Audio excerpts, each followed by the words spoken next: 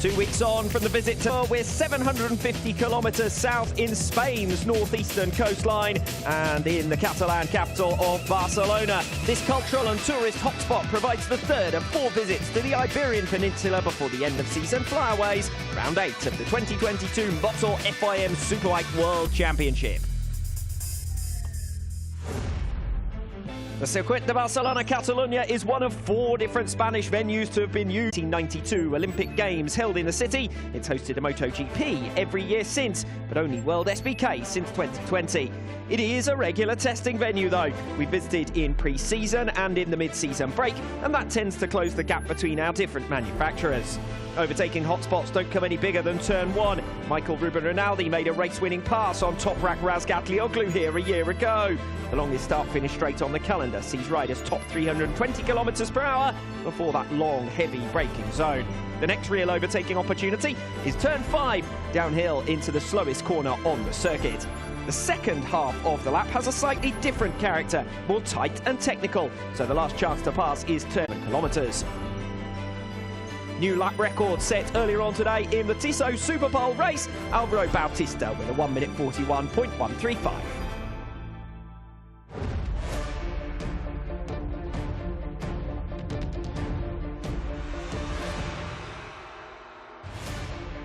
Good afternoon and welcome back to the Circuit de Barcelona Catalunya ahead of race 2 in the Catalunya round for 2022. It is the 8th round of the season. After this one coming up will be exactly 2/3 distance through this campaign, and it does look like one-way traffic so far this weekend. Alvaro Bautista victorious in race 1 by 8.5 seconds yesterday afternoon. Winner this morning in the Superpole race, and we expected that to be his rival's best chance of pegging him back. Steve English alongside me. Will it be Bautista with his first triple since 2019? Well, you talked about one-way traffic with 2/3 of the season gone, 2/3 of this race weekend gone. It's certainly one-way traffic. Talking to people just between the Supersport race and now the start of the Superbike race in the last 10 minutes, just chatting to a few people about what they expect for this race. Everyone said who's going to finish second rather than can anyone stop Bautista. That's the way that it seems to be going towards this weekend. Bautista clearly the man to beat, but you never know what's going to happen in WorldSBK. You could have said the same a few times in the past. If you are just joining us, this is a look at the results from the Tissot Superpole race earlier on this morning. It was Alvaro Bautista winning it. Jonathan Rea with another damage limitation exercise. Back-to-back second places for him. Found his way through on teammate Alex Lowe's in the latter stages for an extra 2 points. Toprak Razgatlioglu best of the rest with P4 ahead of Michael Ruben Rinaldi. Important points for Rinaldi, opening the gap further to Andrea Locatelli for 4th overall. Lowe's coming back quite nicely.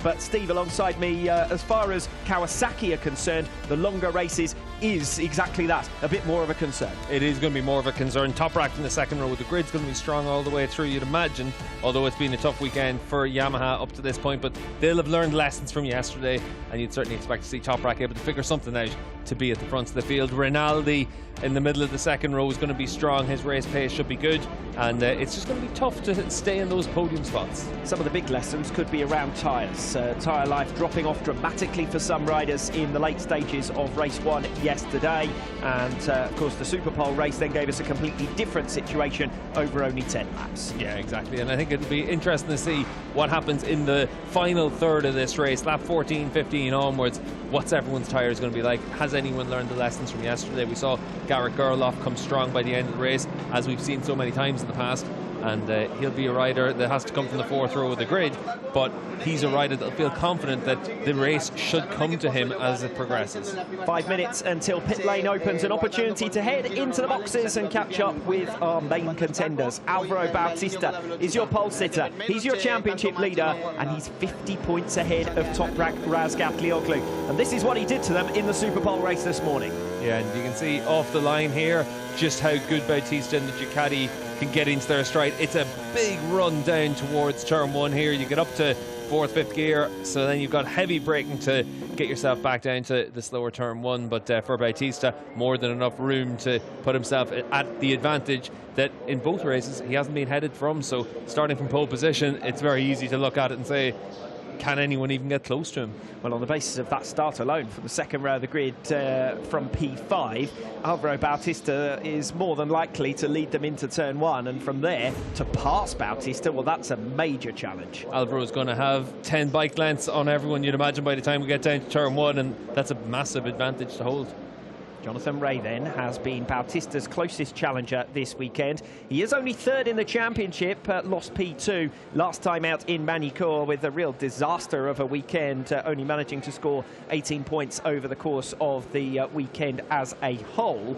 But as far as this weekend is concerned, 2 battling performances, second place in race 1, took advantage of the weak tyre life of riders around him to come through. And then earlier on today in the Superpole race, kept his powder dry again until the final lap, having been picked off by Alex Lowe's early on in the race. He came back through on Lowe's heading into the last lap. Yeah, it was a decent effort from both Kawasaki riders. They got everything they could out of that race, really, and on the last lap you see Jonathan Ray just able to get down the inside of Lowe's. Lowe's speaking afterwards saying that maybe if it was a different rider you'd defend it a bit more vigorously. As it was, he's up against his teammate, a championship contender, and the extra 2 points make a big difference for Jonathan Ray. Yes, they certainly could do, although the way things are stacking up at the moment, 55 points back, it might be Bautista who says, do you know what, 2 points aren't going to make too much difference to me, because Alvaro Bautista is looking fairly comfortable. We've got a separate race going on in terms of 4th position in the championship. Alex Lowe's efforts earlier on today leave him 24 points back from Michael Ruben and Aldi. Still a sizable chunk, but one that obviously can theoretically be gained in one race alone. Yeah, and that's the big thing, to be able to make up your ground when the opportunities present itself. But this is the stage of the season where all the riders sort of change their expectations, change what the goals are.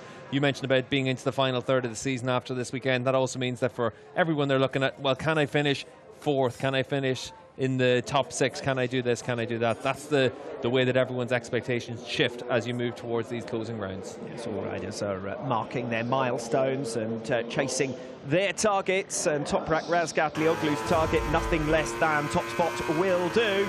But it has been a weekend that's seen him off the podium thus far, and that comes as a major surprise for Toprak, who's been a race winner in each of the rounds, stretching back to the Emilia-Romagna round 4 of this season in Misano, and has been on the podium at least once in every round in 2022 thus far. Yeah, and for Toprak, it was such a surprise to see him struggle as much as he has over the course of this weekend. Obviously, in yesterday's race, we saw him up in 2nd position for most of it, but just ran out of tyres, was trying a bit too hard to go with Alvaro Bautista in the early stages, he said. This is Toprak's efforts from the Superpole race earlier on today, and just damage limitation as far as he was concerned. Longer race, perhaps a different option on the tyre choice as well. Yeah, a little bit bemused as he came across the line, and then back into the pits, talking to the team there, Phil Marin, his crew chief, and giving them the thoughts immediately after the Superpole race. Down in the pit box now, you can see it's not looking like the happy, cheery Toprak. That's looking like a man that knows what he's up against. No, that's not the usual pit box that we see either. There look some faces of consternation, some concern, and certainly some tension. And usually we go into Toprak's pit box and it's a wave and a smile, but not on this occasion. Yeah, certainly not on this occasion. And that doesn't trend in the right direction for the Yamaha rider. That's a pit box that over the course of the last couple of years, like you said, Alex, has been a very happy box with a lot of good results. This is a very different one today, but let's wait and see what this race brings. Philip Ertl, career best 6th position finish in the Tissot Superpole race this morning. That means he starts 6th on the grid for race 2 this afternoon, and comfortably the best we've seen from him. Really entertaining to see him making overtaking manoeuvres and coming through. Yeah, and I think it's a good indication of where the Ducati is this weekend in terms of the pecking order for manufacturers. You've got Rinaldi and Ertl up there in the 2nd row of the grid after finishing inside the top 6 in the Superpole race. We did see Bassani struggle with the softer tyre. It seems that was a mistake for him to go with that tyre, and he ended up falling all the way down the order after running off the racetrack. But certainly for Ducati, it does look like they've just got that little bit of an edge over their competitors. Several major victims of the Tissot Superpole race this morning who've lost places compared to their original grid slots. Iker Lecuona certainly among them. We're seeing him making his way now on towards the sighting lap. He was the pole sitter. He's now got to come back from 10th position after a retirement earlier on today. Andrea Locatelli, who qualified 4th in the Superpole session yesterday morning, his best Superpole actually in the Superbike World Championship to date. Remounted after the incident and climbed his way up into 21st position, but he will start from P11, having qualified P4. And Garrett Gerloff, who was on the podium yesterday, had qualified in P6 in the Superpole session. He's got to come back from 12th place here today after being picked late on by Loris Baz. So a few riders on that fourth row of the grid with work to do. Yeah, a few riders with a fair bit of work to do, and it'll be interesting to see how they come through in it, because Lecone especially, he's been fast all the way through this weekend. Obviously the pole position shows what he could do with the softest tyre, but he did say all the way through that being able to do something like that in the race was going to be difficult because he has to use that harder tyre. Rear tyre life the deciding factor this afternoon, or is it a question of now that everyone's done 20 laps once yesterday, everyone's that little bit wiser? Well, the deciding factor is this man, Alvaro Bautista. But in the battle for second, it is going to come down to who's able to manage their tyres as best as possible and stay at the front of the group, not get themselves into battles, keep themselves out of trouble, because we did see quite a few riders hit trouble over the course of the weekend so far. Even if you think to Andrea Locatelli, qualified on the second row of the grid and then got in a clash with another rider early doors in the Superpole race. That can happen if you're not quite able to get to the front of the group. That's why Jonathan Rea was saying that yesterday was a strategic race. It was about using his experience on this occasion and gambling on the fact that everyone else was going to struggle later on, and just pick them off one by one as they dropped back, rather than him actually having to force his way through. Yeah, exactly, and that can be the difference time and again here in Catalonia, because it is a track that's really tough on tyres, and you can see Toprak doing his best just to save as much rear tyre life as possible on his siding laps. The grid just a few endos on the run to turn one. Michael van der Mark, miserable weekend for him, and for BMW all round, to be perfectly honest. Scott Redding saved face with an 8th position finish in the Superpole race earlier on today, but that was only worth 2 points, of course. Eugene Laverty, their top performer in race 1, was P10. Redding obviously crashed out at turn 1. So BMW looking to end on something of a high. Honda have put them back in their shadow this weekend. Yeah, I had a chat with Eugene this morning and was asking him about the BMW here, and he said for him, he gave up too much ground in the first 5 laps of the race. The race started to come back to him. The last 5 he was quite strong, but for the other BMWs it seemed to be the opposite way around, and that's been the trend this season, because Eugene struggled to switch his tyre on, and the bigger BMW riders, Baz, Redding, Van der Mark, now they've all been able to get that tyre switched on a little bit earlier. So this track conditions, it actually plays to him a lot more than it plays to the other BMW riders, but the bike's just not working to the window they needed to. And we see Andrea Locatelli now making his way down the pit lane, and he's another factor in the context of the championship squabble for 4th position. 12 points now behind Michael Ruben Rinaldi after what's been a tough weekend for him. Just 7 points from the 2 races thus far, and his poorest first 2 races of a weekend in 2022. Yeah, and that's where you need to just reverse the trend, see what you can come away with in the feature length race. 20 laps is a long race around here, an awful lot can happen in it. You just need to make sure that you keep yourself out of trouble and then see where you can pick things up through the race. Jonathan Rea just being pushed towards the front of the grids, and the camera making its way up as well. That gives you an indication as to how much ground the likes of Lecone, Locatelli and Gerloff, who qualified strongly but did race well earlier on this morning, are going to have to recover if they want to get on terms. This is your front row of the grid then. Alvaro Bautista, Jonathan Rea and Alex Lowes, your top 3 from the Superpole race earlier on today. Bautista with 2 wins out of 2, and those were both from 5th on the grid. He won them in dominant fashion, did Bautista, and of course has led every lap this weekend, so he's going to be the man to beat. Yeah, Bautista the clear man to beat, and it's just a question of anyone can get close to him. The problem is, starting from pole position, he could be out of reach by the time he gets to turn 1, and then an opportunity to attack him may not come for you for the whole race. That is what they're all after. It is the Race Victors Trophy.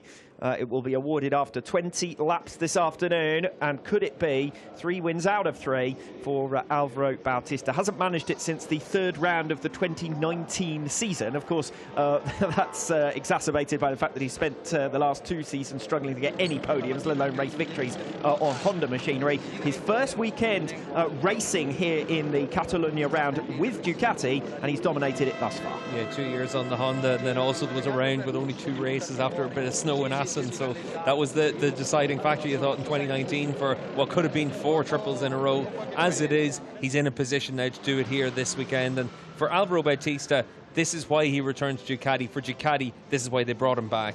Yes, it's the perfect combination, and it's worked wonders thus far to open a 50-point lead over Toprak Razgatlioglu. 55 to Jonathan Ray. 2 second places on the board for Ray this weekend thus far. Qualified 3rd on the grid. He's been in podium contention throughout, and we didn't necessarily expect that before this weekend, given the struggles of Kawasaki last time out in Manicure. In his interview, electronics engineer Davide, about the start and the work they've done to be able to perfect the strategy for it, he's going to need that to be absolutely inch perfect in this race. Alex Lowes will complete the front row of the grid. It was 2 KRT riders on the podium earlier on today. Remember, this is their home round, the factory-based, just a few hundred metres actually behind the main grandstand on the start-finish straight, so practically within sight of our commentary position on the other side of the start-finish straight. This is Alex Lowes then, P3 on the grid, following that podium, his 2nd of the 2022 season in the Superpole race this morning. 7th in the end in race 1. He'll be hoping for better here. Yeah, home race for KRT squad, Provex factory, only a few hundred metres away. This is where they do an awful lot of their winter work as well. They'll be testing here tomorrow just ahead of next season for new developments and maybe to find something for the end of this season as well. But they do focus an awful lot of their resources here. They know what they need to do to find improvements to that bike. You just have to hope that they're able to make those steps, because as it is, this season's shown some of the shortcomings for Kawasaki, and certainly with Jonathan Ray, we've seen how hard he's had to ride to be at the front of the field, and I think that's a good indication of where they're at right now. Alfredo Bautista winning only his 2nd Superpole race of 2022, so a rare watch for Bautista. It's generally been the calling card of the likes of Jonathan Ray and Toprak Razgatlioglu, but on this occasion it's Bautista who's dominated the weekend thus far. That's what puts him in a position to manage a treble. The last man to perform a hat-trick in a single weekend, of course, was Toprak Razgatlioglu. He hasn't even had a single podium this weekend so far. 5th position in race 1, 4th in the Tissot Superpole race. That does mean he gains 4 positions compared to his original grid slot from a disappointing Superpole, his worst of 22. Yeah, that's going to be interesting for Toprak to see what he can do from the 2nd row of the grid, because in the Superpole race this morning he never really made progress. Yesterday in race 1 he made a great start, was able to go with Alvaro Bautista. Made plenty of ground. In fact, all 3 riders on this 2nd row of the grid with big progress compared to their Superpole efforts. Michael Ruben Rinaldi, qualified P10, has made it up to P5. He was 4th over the feature length distance yesterday, despite running off at one stage at turn 1 and dropping to 9th place. He recovered well, so a real chance of him being on the podium here. Yeah, and for Rinaldi, Barcelona's a track that he goes well at. He was the race winner here on Sunday afternoon last year. In race 1 yesterday, but the perfect way to bounce back from 12th position on the grid. He's moved up to 6th. Let's hear from him now. Philip Ertl, your best ever finish in World Superbikes this morning. I suppose the only way is forward from here. That's a good plan. I hope I can do it. I have a really good view from the 2nd row to the 1st corner. We were practicing the start quite often, so I think if I have a good start and I can follow these guys, it would be great. And I just want to make lap by lap and see, because yesterday I only had half a lap, then the chain was broken because of some dirt on the track. So I have to see about the tire life. I cannot say much. We just hope that we arrive to the end in a good way, and then I think we will be quite competitive. Great stuff, good luck. Thank you very much. 3rd row of the grid, and looking to pass Philip Ertl, Xavi Vierge, Scott Redding and Loris Baz. Vierge, who qualified P9 originally, only managed 12th position in race 1. That was something of a disappointment. 7th, much more like it for him after a disappointing recent run. Scott Redding had a miserable Superpole down in 13th place, which bucks the trend of a generally much improved BMW in the 3 most recent rounds. Crashed out of race 1, so we never really got to find out what he might have done. Through for 8th, he puts himself within striking distance of a best result of the weekend for BMW here. Loris Baz, another BMW, completing the 3rd row of the grid, moved up from 14th to 9th in the Superpole race. First top 10 of the weekend, he was 11th in race 1. Yeah, a lot of glum faces down on BMW bikes this weekend so far, and obviously what we saw in the Superpole race, Redding was able to make good progress. Baz, he won a drag to the line to beat Garrett Gerloff to qualify on the 3rd row of the grid, so at least he's got a good starting position now. Iker Lecuona finds himself in more familiar territory, to be perfectly honest, on the grid. He hadn't qualified better than 7th 7th position until he took a first pole of this rookie Superbike season yesterday morning. Went on to claim 6th position. It was a battling performance, but it was a strong pace up at the head of the field, and a retirement earlier on today leaves him back down in 10th. It is Andrea Locatelli alongside him here, 11th on the grid on row 4. He qualified P4, which is why he keeps 11th position despite finishing down in 21st earlier on today. He was 9th in race 1, another difficult weekend. Yeah, Yamaha just posting on social media about the impact that Locatelli had to deal with during the course of the Super Pole race. Knocked off that clutch lever into the wrong position, left him with a lot of issues on the bike, but he was able to still get around to the end of the race. But unfortunately for him, it relegates him down to the 4th row of the grid. Now he'll try and be able to see what he can do from there. As will Garrett Gerloff, podium finisher in race 1 yesterday, and it's so nice to be able to say that. Long wait since Donington Park 2021 for Garrett Gerloff to get back on the box. He was 6th on the grid and moved through 3 places. This time he starts 12th after just missing out by less than 1/10 of a second in the Super Pole race. Yeah, great to see Gerloff back up there in the podium. Now it's up to him to kick on from that. He's over that mental milestone, the block of having to get back up there, and it's going to be good to see what he's going to be able to do for the rest of the season. And we move on now to the 5th row of the grid with Axel Bassani, Luca Mayas and Kota Nozane. Bassani, who will start from P13 here. He qualified in 7th originally, finished 8th in race 1. That's around about where he's been, but he does struggle in those Super Pole races. He got muscled out at one stage and eventually left down in 16th, so that's going to leave him on row 5. Yeah, the tyre choice in the Super Pole race put him at odds with the other Ducati riders, so maybe that was a factor as well. But the 5th row of the grid, it's a long way back to the front. Only 2 points so far this weekend for Luca Mayas. The Frenchman always qualified, finishes in on both mornings, but in the afternoons things get tougher for him. 14th, that's around about where he's been, as I said, where he finished race 1. Yeah, it's also realistic for where he should be with the Puccetti Kawasaki. So for Luca, he'll be disappointed, Puccetti will be disappointed, but a lot of the time it's unrealistic to be that much further than where they have been. Yet to score points this weekend, Kota Nozane, so he picked the wrong race to come home in 13th position. If he'd done it in race 1, of course, he would have scored. 15th on the grid, as he was in the Super Pole session. The positions from 15th down all having been determined by yesterday morning's performance. So that means row 6, Eugene Laverty, Luca Bernardi and Roberto Tamburini, as it was in race 1 yesterday afternoon. Laverty looking to match his 10th position finish. Strong one from race 1 yesterday. Yeah, if he's able to do that, it's a good weekend for him. He's obviously had a lot of injuries all the way through this season so far, so I think for Eugene it's all about just building towards the last 4 rounds of the year. Obviously effectively a home round for him next time out. He lives in Portimao, so that'll be a good one for him to earmark. And of course that 10th position finish for Laverty, matching his best result of 2022 thus far. Luca Bernardi lining up alongside him, retired from race 1, but bounced back to 12th position earlier on today, just 3 places back from making major strides forward on his grid position. Instead he has to go from P17. Roberto Tamburini took 3 points for 13th position in race 1. He is 15th. He was 15th, I should say, in the Tissot Super Pole session earlier on today, 18th.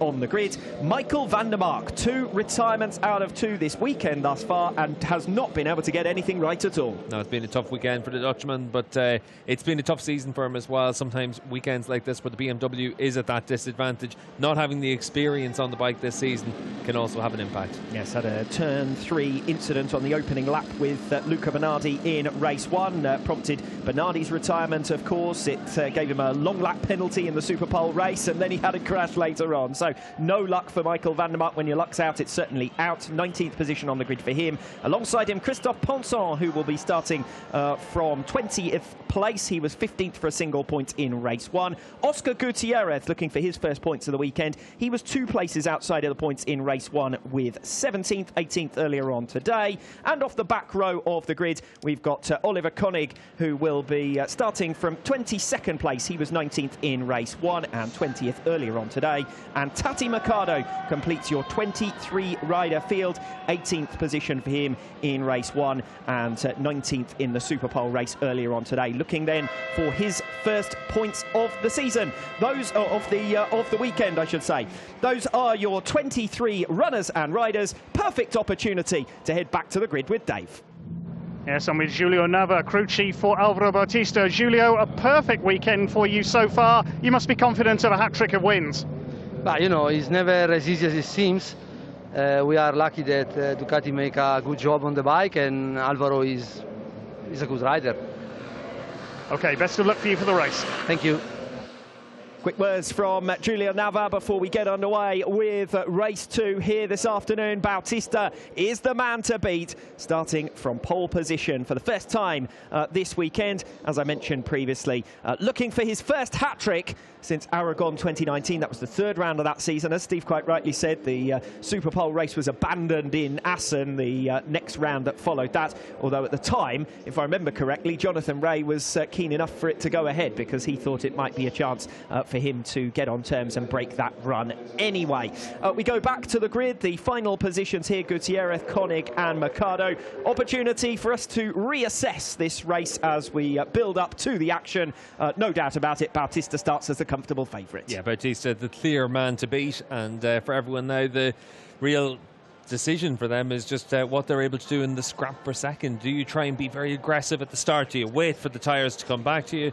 Or how are you going to approach it? It's going to be interesting to see the tactics everyone has. As it is as well, will anyone be able to get close to Bautista, especially on the run down to turn 1? Toprak's your best bet for that from the second row of the grid. He didn't look too confident sitting on the grid, though. No, and of course Toprak started directly behind Alvaro Bautista in the 2 previous races and couldn't pass him into turn 1. So it's going to be a tough ask and a tall order for anyone to close on Bautista on the opening lap. Catch me if you can, says the number 90.